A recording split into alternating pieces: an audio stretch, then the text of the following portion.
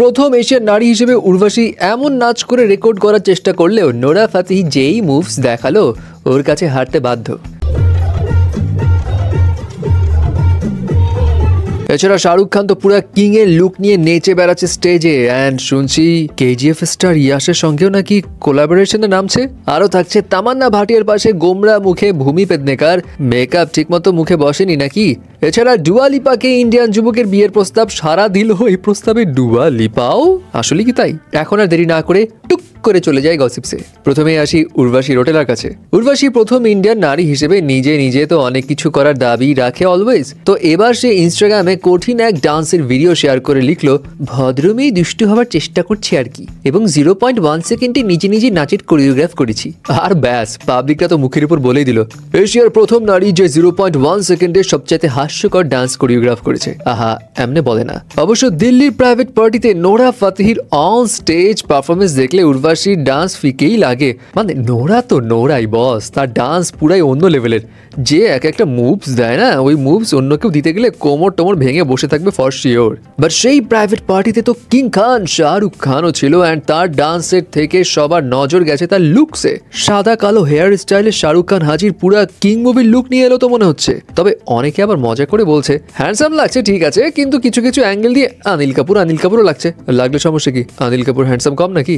শাহরুখকে নিয়ে যখন কথা বলছি তখন কিন্তু বাজ উঠেছে শাহরুখ এবং ইয়াশ খুব শীঘ্রই হয়তো কোলাবোরেশনে নামবে। এখন ইয়াশের সঙ্গে শাহরুখ খান কোনো একটা কাজ করবে একসঙ্গে, এই গুঞ্জনটা কিন্তু জানুয়ারির 2024 সাল থেকে শুনে আসছি। বাট রিসেন্টলি যেটা হলো, মিডিয়া রিপোর্টস থেকে জানা যায় ইয়াশ নাকি শাহরুখ খানের মান্নাতে গিয়েছিল তার সঙ্গে দেখা করতে। এবং এই খবরটা সামনে আসার পর আবার স্পেকুলেশন মাথাচাড়া দিয়েছে।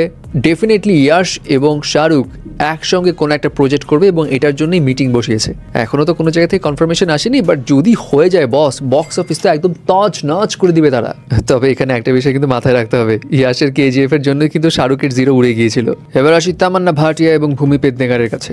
তামান্না ভাটিয়া এবং ভূমি পেদনেকার এক ফ্রেমে শুটিং সেটে হঠাৎ করে তাদের দেখা হয়ে যায় এবং সাথে প্যাপারাজিদের অনুরোধে ছবিও তুলতে চায়। হ্যাঁ, এখানে তামান্না অ্যাজ ইউজুয়াল সুন্দর হাসি মুখে ছবি তুলছে। এবার ভূমির দিকে সবাই তাকিয়ে বলছে, এ গোমরা মুখে কেন, তার মুখে হাসি নাই কেন?